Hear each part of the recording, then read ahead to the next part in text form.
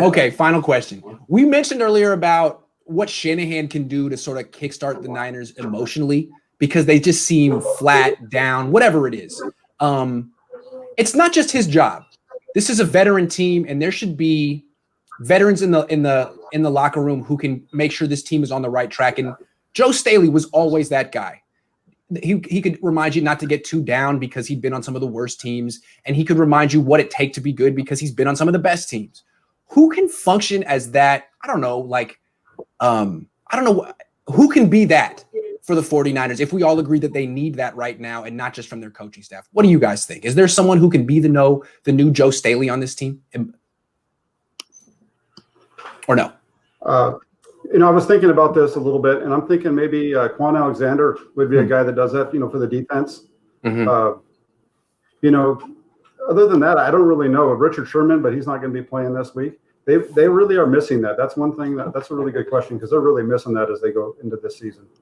Ev Days calls it the grounding element. I think that's a perfect way to describe it. He grounds you. I mean, Joe Staley was 36 years old. He'd seen everything. He could tell you if you guys, if it was DEFCON 4 or if you were overreacting or underreacting, all of that.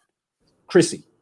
Yeah, so I kind of thought about this too, and Richard Sherman was the one that came to mind for me, and this is why. Because back in the day when Richard Sherman used to play with the Seahawks, I'll never forget that interview that he gave about Crabtree, and he's like, I'm the best corner in the league, and like so angry and so much emotion and passion, and that's literally the reason I wanted to get into this sport and like be a sideline reporter, because I'm like, how would have I handled that emotion and that person that was there? And I think that if Richard Sherman can bring back that version of himself, and I mean, we don't have him for the next few weeks, that's fine, but if he can at least be that what we need in the locker room to hype those guys up and to bring that emotion that we saw and that we know he has in there. And I honestly think, especially with everything that's going on in the world, and I mean, with all the movements and everything, I'm sure that he's focusing a lot of that emotion and energy into what he's doing outside of football, which is great. And I'm super proud of him for doing that. But I think that we need him to channel it back and like put it back into the game, put it back into those guys, get it into their mentals, and, really like be that Patrick Willis, be that Ray Lewis, be somebody. Yeah. Like we do need that. We need that. Agree. Totally agree. Jack. Wow, it's supposed to be me, but okay. Is it? Oh, my bad. Jose, you're up. Pay attention. I'm getting tired over here. Yeah, you need the Shanahan hat. But no, on defense, it's like a two-parter because obviously, the offensive defensive units don't really commingle like that. So I'll write off defense because of what Chrissy said.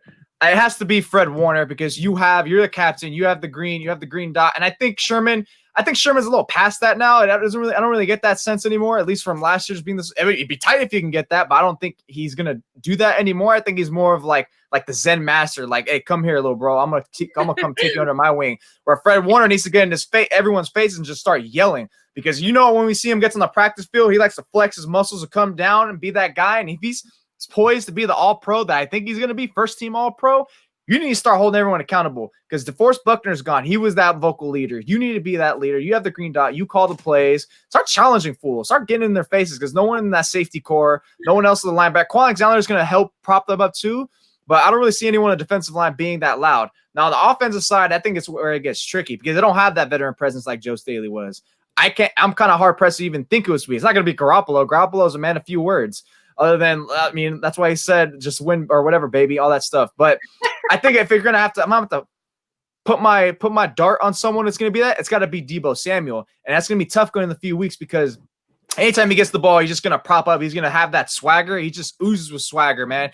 Anytime he gets that play, he's gonna bring Kendrick Bourne up. Then Mostert's gonna feed that, and Kittle's just gonna do his thing. But it's got to be Deebo Samuel who's the one that's going to get that energy and just start yelling at people because the way they all talk and I see them commingle with each other on the sides, that's the way it's going to have to be. And just all that emotion is going to be Deebo on offense and Fred Warner on defense. Those are good answers. I was thinking along different lines. I mean, I think it has to be – I mean, Sherman could definitely do it. Sherman's great. Sherman's problem is he's not on the field right now. Mm-hmm. I mean, he could do it in the locker room, in the meeting room. I think they need someone on the field. So what I think is it should probably be an older player, someone who's been on the 49ers a long time, who's experienced the good and the not so good. And what I think made Joe Staley so great at it was like he would never get too serious. Like he always kept things light, even if it was like, oh my God, our season's falling apart. Like, no, it's not. We're okay. I'm Joe Staley. I know what it takes. And who could do that? I mean, Fred Warner could, but he's young. He's 24 years old. I mean, he hasn't been around that long.